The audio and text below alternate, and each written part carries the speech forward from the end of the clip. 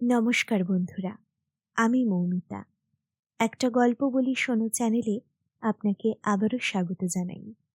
আজকের উপস্থাপনায় আপনি শুনতে চলেছেন শ্রদ্ধেয় লেখক বিভূতিভূষণ বন্দ্যোপাধ্যায় রচিত একটি ছোট গল্প, সংসার। শুরু করছি আজকের গল্প, সংসার।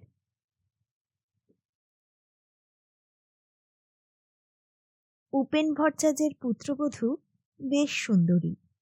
একটিমাত্র ছোট ছেলে নিয়ে অত বড় পুরনো সেকেলে ভাঙা বাড়ির মধ্যে একাই থাকে। স্বামীর পরিচয়ে বউটি এ গ্রামে পরিচিতা নয়। অমুকের পুত্রবধূ, এই তার একমাত্র পরিচয়। কারণ এই যে স্বামী ভবতারণ ভট্টাচার্য ভবঘুরে লোক। গাঁজা খেয়ে মদ খেয়ে বাপের যথাসর্বস্ব উড়িয়ে দিয়েছে। এখন কোথায় যেন সামান্য মাইনেতে চাকরি করে। শনিবারে বাড়ি আসে, কোনো শনিবারে আসেই না। শ্বশুর উপেন ভট্টাচার্য গ্রামের জমিদার মজুমদারদের ঠাকুর বাড়িতে নিত্য পূজা করেন। সেখানেই থাকেন, খান। বড় একটা বাড়ি আসেন না তিনিও। ভালো খেতে পান বলে ঠাকুর বাড়িতেই পড়ে থাকেন। নইলে সকালের বাল্যভোগের লুচি ও হালুয়া, পায়েস, দই ও বৈকালির ফলমূল 12 ভূতে লুটে খায়। কোনো কোনো দিন সন্ধ্যার দিকে তিনি বাড়িতে আসেন, হাতে একটা ছোট্ট পুঁটুলি, তাতে প্রসাদী লুচি ও মিষ্টি, ফলমূল, একটু বা ক্ষীরের ছাঁচ থাকে। তার নাতি করুণার বয়স এই 7 বছর। না খেতে পেয়ে সে সর্বদাই খাই খাই করছে। যা হয় পেলেই খুশি। তা কাঁচা আমড়া হোক, পাকা নোনা হোক, তালের ফল হোক, আধপাকা শক্ত বেল হোক, খাওয়া পেলেই হলো। স্বাদের অনুভূতি তার নেই। ঝাল, টক, মিষ্টি, তেতো সব তার কাছে সমান। ও করুণা, এই দেখ কি এনেছি। কি ঠাকুর দাদা? দাদু টাদু বলার নিয়ম নেই এই অজপাড়া গায়ে। ও সব শৌখিন বলি করুণা শেখেনি। সে ছুটে যায় উৎসুক লোভীর ব্যগ্রতা নিয়ে। ঠাকুর দাদা পুটুলি খুলে দুখানা আখের টিকলি, একটা বাতাসা ওর হাতে দেন। ও তাতেই মহা খুশি। ঠাকুর দাদা যে জিনিস দেন তার চেয়ে যে জিনিস দেন না তা অনেক ভালো ও অনেক বেশি। পুটুলির সে অংশে থাকে বৈকালী ভোগের লুচি, কচুরি, মালপোয়া ও তালের বড়া। যখনকার যে ফল সেটা ঠাকুরকে নিবেদন করার প্রথা এই ঠাকুর বাড়িতে বহুকাল থেকে প্রচলিত। এখন ভাদ্র মাস, কাজেই তালের বড়া রোজ বিকেলে নিবেদিত হয়। করুণা একাধবার পুটুলির অন্য অংশে চাইলে, কিন্তু তাতে তার লোভ হয় না। ওরকম দেখতে খুব ছোটবেলা থেকে সে অভ্যস্ত। সে জানে ও অংশে তার কোনো অধিকার নেই। ঠাকুর দাদার দিকে ও বোকার মতো চেয়ে থাকে। উপেন ভট্টাচার্য গলায় কাশির আওয়াজ করে পুত্রবধূকে তার আগমন বার্তা ঘোষণা করতে করতে বাড়িতে ঢোকেন এবং শটাং দোতলায় তার নিজের ঘরটিতে চলে যান। রোজ তার ঘরটিতে তিনি নিজে চাবি দিয়ে বেরিয়ে যান এবং এসে আবার খোলেন। পুত্রবধূকে বিশ্বাস করার পাত্র নন তিনি। কোনো মেয়ে মানুষকেই বিশ্বাস নেই। ও বৌমা, বৌমা, ওপরে এসো। কে? বাবা? একবার ওপরে এসো। পুত্রবধূ উপরে গিয়ে দেখে শ্বশুর পুঁটুলি খুলে কি সব খাবার জিনিসপত্র প্রস্তভাবে হাঁড়ির মধ্যে পুড়ছেন। পুত্রবধূকে দেখে তাড়াতাড়ি তিনি হাঁড়িটার দিকে পেছন ফিরে বসলেন। বললেন, বৌমা, ইয়ে করো তো, আমার ঘরে একটা আলো জ্বেলে দিয়ে যাও। আপনি রাতে কি খাবেন? ভাত রাঁধবো?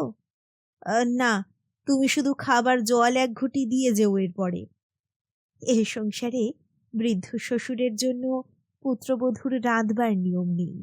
যার যার তার তার। ছেলে যখন আসে বাপের খোঁজ নেয় না। ওরা নিজে রাঁধে, নিজেরা খায়।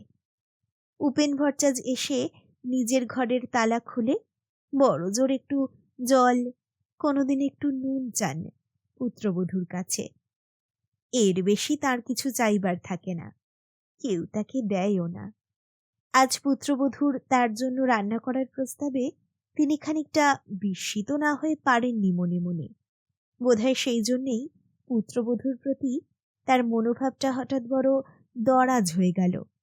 তার ফলে যখন আবার সে জলের ঘটি নিয়ে ঢুকল, তখন তিনি হাঁড়িটা সামনে নিয়ে বললেন, দাঁড়াও বৌমা, করুণাকে দিয়েছি, আর তুমি এই দুখানা লুচি আর এই একটু মিষ্টি নিয়ে যাও, জল খেও।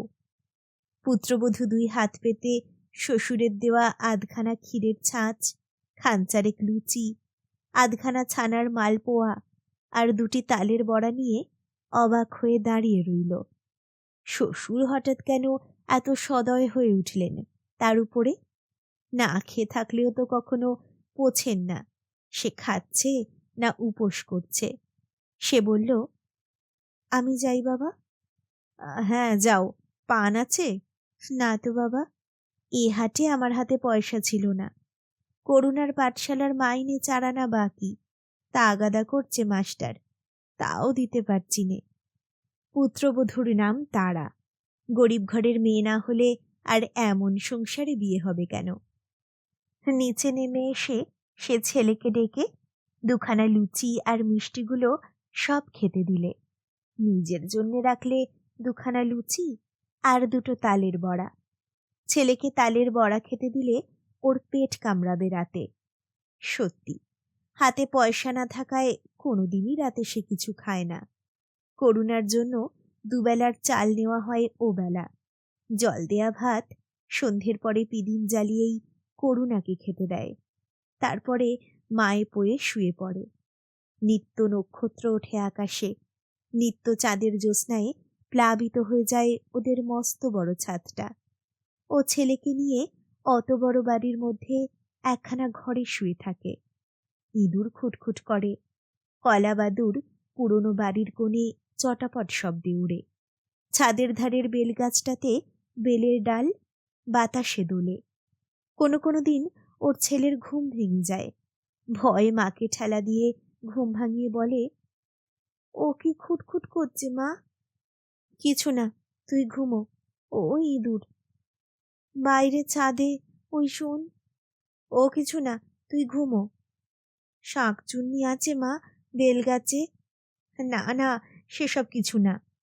শোন মা, রেতার দাদা গপ্প করছিল, তাদের বাঁশঝাড়ে শাঁকচুন্নি আছে। রেতা নিজেও দেখেছে একদিন, বুঝলে মা? তুই ঘুমো, ওসব বাজে গল্প। আচ্ছা খোকন, আমি একা একা রাত 8টার সময় পুকুরে কাপড় কেচে আসি, আমি কিছু তো দেখিনি। উপেন ভট্টাচার্যের পুত্রবধূর সাহস খুব, এ কথা গাঁয়েও সকলে বলা বলি করে। অত বড় প্রাচীন অট্টালিকা, বহু ঘরদোরের মধ্যে ছোট্ট একটি ছেলে সম্বল করে বাস করে ওই ভুতুরে বাড়িতে। বাবা, শ্বশুর তো কালী ভদ্রে বাড়ি ফেরে, স্বামীও প্রায় তাই। শনিবারে যদি বা এলো, রবিবার বিকেলেই চলে গেল। ধন্যী সাহস বটে মেয়ে ছেলের। কেউ কেউ বলে, মেয়ে মানুষের ভাই যাই বলো, অতটা সাহস ভালো না। স্বভাব চরিত্রের কার কিরকম তা তো কেউ বলতে পারে না। শেষ রাত্রে করুণা আবার মাকে ঠেলা মেরে বলল, ও মা, ওঠ না, কিসের শব্দ হচ্ছে? তুই বাবা আর ঘুমোতে দিলি নে, কই কোথায় শব্দ? কে এসে দরজায় ঘা দিলে, কড়া নাড়লে ওদের ঘরের বাইরে। তারা ধড়পড় করে উঠে বললে, কে? বাইরে থেকে উত্তর এলো, আমি, দোর খোলো। করুণা ভয়ে কাঠ হয়ে গিয়েছিল। হঠাৎ সে খুশিতে চেঁচিয়ে উঠল প্রায়, ও বাবা! তারা তাড়াতাড়ি উঠে গিয়ে খিল খুলে দিয়ে একগাল হেসে বলল, এসো এসো, একেবারে শেষ রাত্রিরে, ভালো আছো? হ্যাঁ, বাস খারাপ হয়ে গিয়েছিল রাস্তায়, আসতে যা কষ্ট হয়েছে। তালপুকুরের মাঠের মধ্যে বাস খারাপ হয়ে দাঁড়িয়ে রইল রাত 10টা থেকে, এই খানিকটা আগে তখন চললে। তুমি হাত মুখ ধো, গামলায় জল আছে, গাড়ুতেও আছে, আমি ভাত চড়াই। ভাত? শেষ রাত্রিরে ভাত খেয়ে মরি আর কি। আমার পুঁটুলির মধ্যে সরু চিড়ে আছে, তাই দুটো ভিজিয়ে দাও। খোকা, সরে আয়, তোর জন্য জিলিপি কিনেছিলাম, তা মিয়ে নেতা হয়ে গিয়েছে। এই নাও, খোকারে দুখান দাও আর তুমি দুখান খাও। আমি খাবো না, তুমি খেয়ে একটু জল খাও। ওগো না না, যা বলছি শোনো না, আমার পেট ভালো না কদিন থেকে। সরু চিড়ে ভিজিয়ে লেবুর রস আর নুন মেখে বেশ কচলে কচলে কত বের করে। থাক থাক, তোমাকে আর শেখাতে হবে না, হাত মুখ ধুয়ে এসো। যাব, তার আগে একবার গাড়ুটা দাও দেখি, গামছাখানা এখানে রেখে দিও, আসছি আমি। তারা তখনই চিড়ে ভেজাতে দিলে। স্বামী এসে হাত মুখ ধুয়ে বসল। তার সামনে পাথরের বড় বাটিতে চিড়ের কথ নুন লেবু মিশিয়ে তাকে খেতে দিলে। স্বামী একটুকু মুখে দিয়েই বললে, বাহ বেশ, নুন লেবু মিশিয়ে বড় চমৎকার খেতে লাগছে। আর দেব? না না, এই বেশি হয়েছে। হ্যাঁ গা, ধার দেনা কত এবার? মাছ কিনেছিলাম একদিন 4 আনা, আর একদিন 2 আনা। আর খোকা আম সত্ত্ব খেতে চেয়েছিল, তাই বোষ্টম বাড়ি থেকে কিনে এনেছিলাম 2 আনার। আম সত্ত্ব আবার কিনতে গেলে বড় নবাব হয়েছ না? স্বামীর মুখে কড়া কথা শোনা এই প্রথম নয় তারার। ওর চেয়ে অনেক বেশি রূঢ় ব্যবহার ও কথা সে সহ্য করে আসছে স্বামীর। গা শোয়া হয়ে গিয়েছে তার, তাও বিনা দোষে। খোকা খেতে চেয়েছিল, ছেলে মানুষ আবদার ধরলে ও কি বোঝে কিছু? অবোধ, না দিতে পারলে কষ্ট হয়। বারে, খোকা কাঁদতে লাগলো, দেব না কিনে? না, বাপের বাড়ি থেকে পয়সা এনে দিও। মুখ সামলে কথা কও বলছি, বাপ তুলো না খবরদার। ওরে বাপ রে, দেখো ভয়েতে ইঁদুরের গর্তে না ঢুকি, তবুও যদি বাপের বাড়ির চালে খড় থাকতো। ছিল না বলেই তো তোমার মতো অজপাড়া মুক্কু আর মাতালের হাতে বাপ দিয়েছিল ধরে। তবে রে, স্বামী ভবতারণ হাতের কাছে ছাতা পেয়ে তাই উঁচিয়ে তেড়ে গেল তারার দিকে। করুণা চিৎকার করে কেঁদে উঠল ভয়ে। ওপর থেকে উপেন ভট্টাচ বলে উঠলেন, কে কে কি হলো, কে ওখানে? ভবতারণ উদ্যত ছাতা নামিয়ে বললে, তোমায় আমি ফের যদি ছোট লোকের মেয়ে কোথাকার। খবরদার, আবার বাপ তুলছ, বেরো তুমি বাড়ি থেকে, দূর হও, তোমার মুখে ছাইয়ের নুড়ো দেব বলে দিচ্ছি, বেরো। হারামজাদি, দেখ এখনো মুখ সামলা বলে দিচ্ছি, বেরোবো কেন? তোর কোন বাবা এ বাড়ি করে রেখে গিয়েছিল জিজ্ঞেস করি, তুই বেরো। করুণা আকুল সুরে কাঁদছে, বাবা মার ধুন্দুমার ঝগড়ার মাঝখানে পড়ে গিয়ে। ওর মা এসে ওকে কোলে নিয়ে বললে, চল খোকা, আমরা এ বাড়ি থেকে চলে যাই, ওরা থাকুক যাদের বাড়ি, তোর আমার বাড়ি তো না। খবরদার, খোকাকে ছুঁয়ো না বলছি, যাবি হারামজাদি তো একলা মর্গে যা, খোকা তোর না আমার। বেশ, রাখো খোকাকে, আমি একলাই যাচ্ছি। যা, বেরো। করুণা ছুটে গিয়ে মাকে জড়িয়ে ধরে বললে, মা তুমি যেও না, আমি তোমার সঙ্গে যাব। ভবতারণ বললে, খোকন কেঁদো না, তোমায় আমি কলকাতায় নিয়ে যাব, রেলগাড়ি কিনে দেবো, মোটর কিনে দেবো, এসো।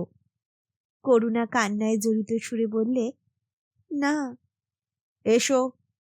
না। কলকাতায় যাবি নে? না।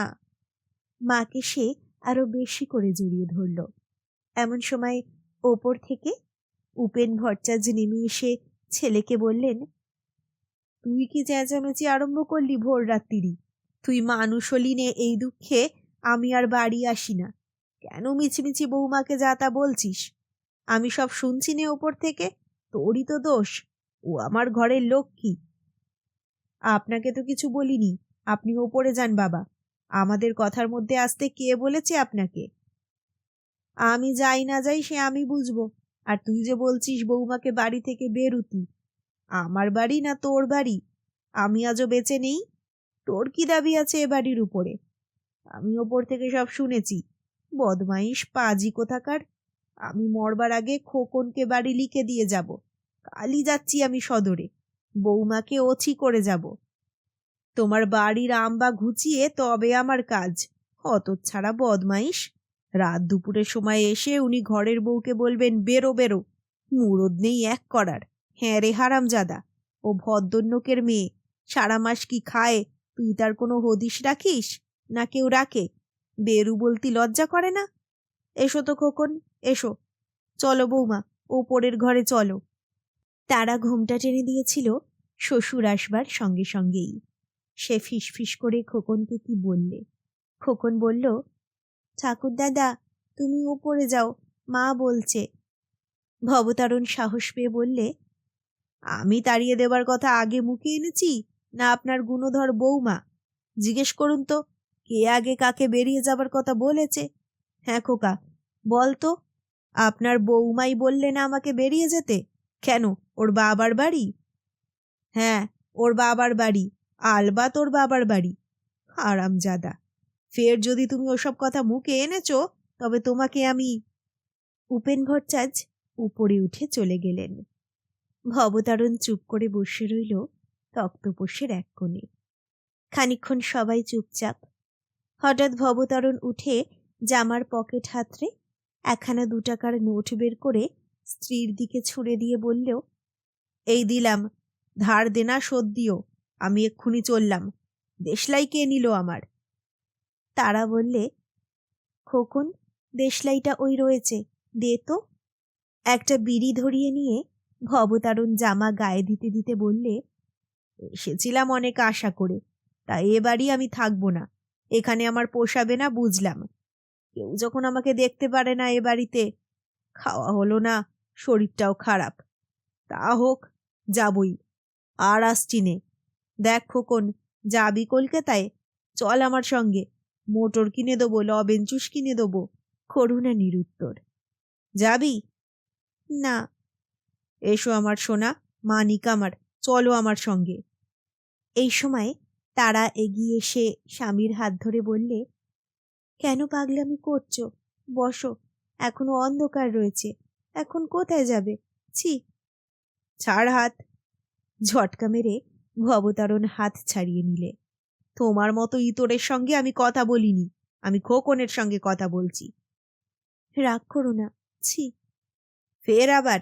এইবার কিন্তু ভালো হবে না বলছি, খবরদার আমার গা ছুঁয়ো না। আচ্ছা, ছোবো না, বসো ওখানে। ফের কথা বলে। খোকন, ও খোকন, যাবি আমার সঙ্গে? আয়, আর কখনো যদি এ ভিটেতে পদার্পণ করি তবে আমার। করুণা মায়ের পিছনে গিয়ে লুকিয়েছে। তার কোনো সাড়া পাওয়া গেল না। সকালবেলা বেশ রোদ উঠেছে। তারা স্বামীকে 2খানা পেঁপের টুকরো হাতে দিয়ে বললে, খাও, পেট ঠান্ডা হবে। ভবতারণ এইমাত্র ঘুমিয়ে উঠেছে, চোখ ভারী ভারী। পেঁপের রেকাবি হাতে নিয়ে বললে, উনি কোথায়? ওপরে। যাবেন না? তা কি জানি। খাবেন?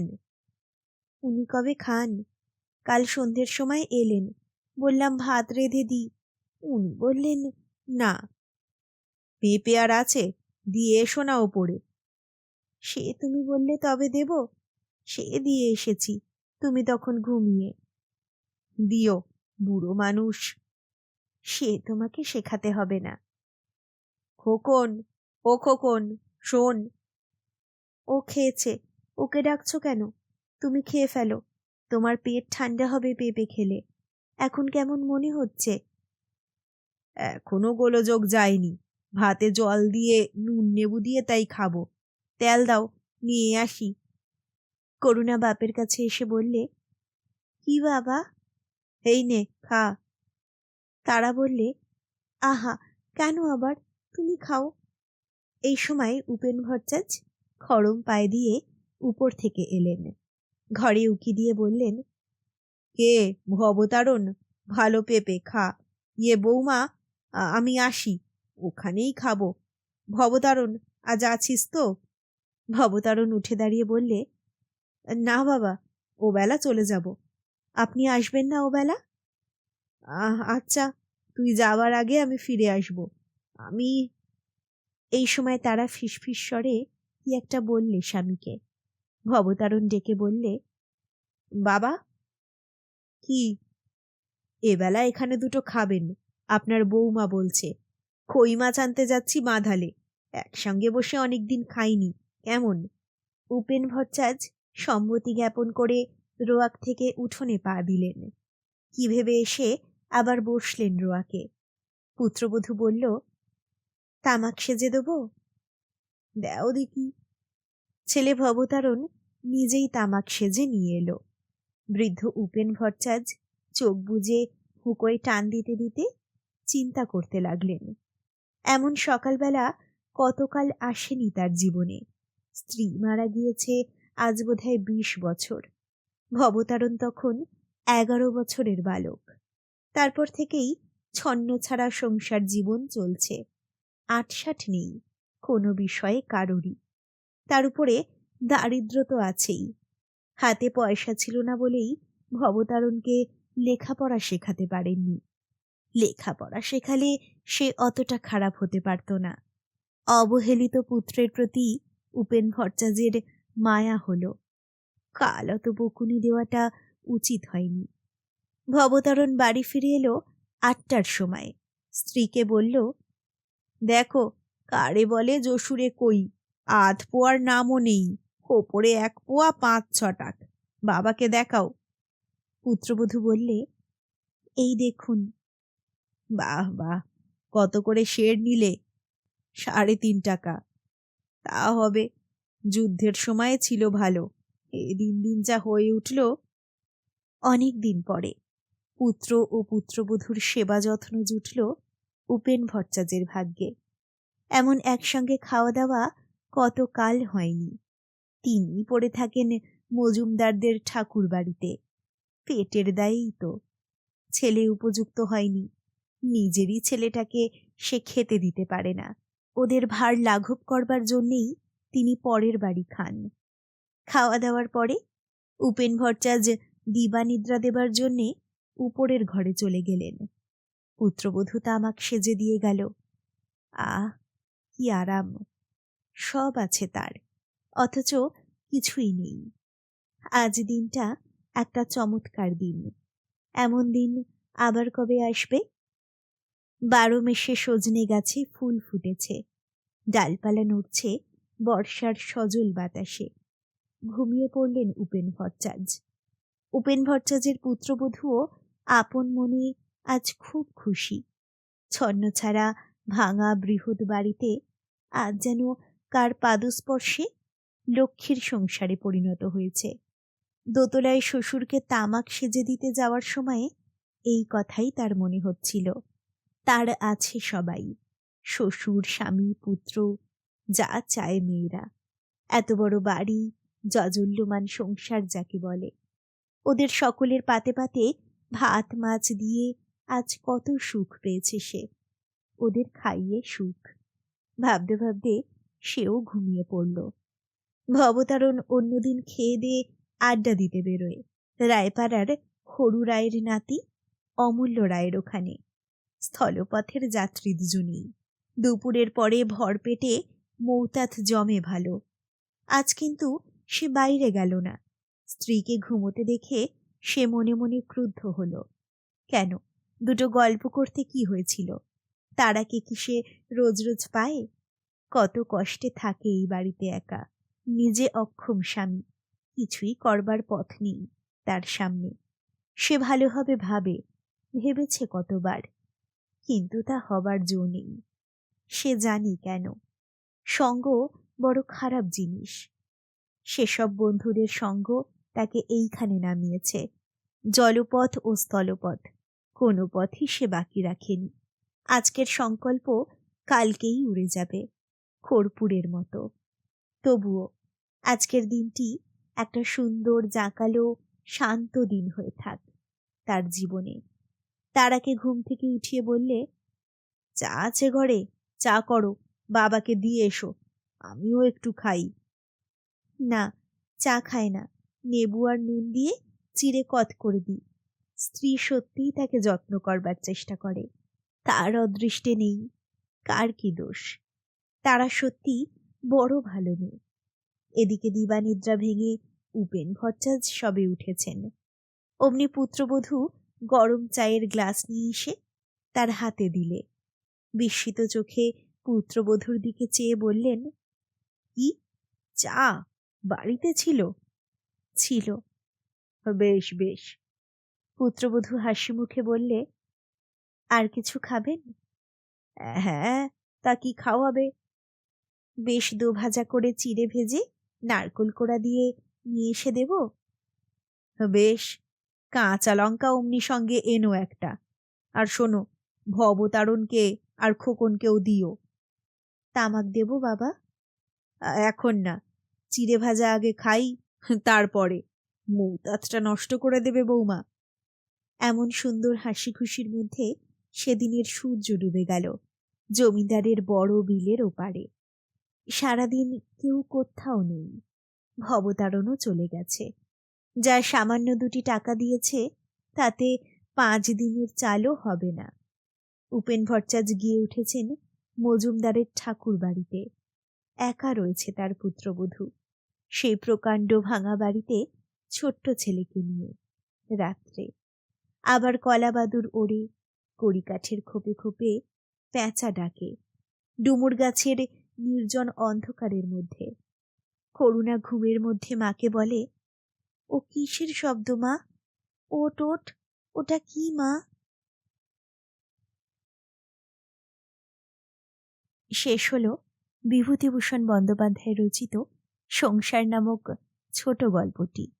গল্পটা আপনার কেমন লাগলো আমাকে অবশ্যই জানান কমেন্ট সেকশনে। খুব তাড়াতাড়ি ফিরে আসছি আরও একটি গল্প নিয়ে। সকলে ভালো থাকুন, সুস্থ থাকুন। নমস্কার।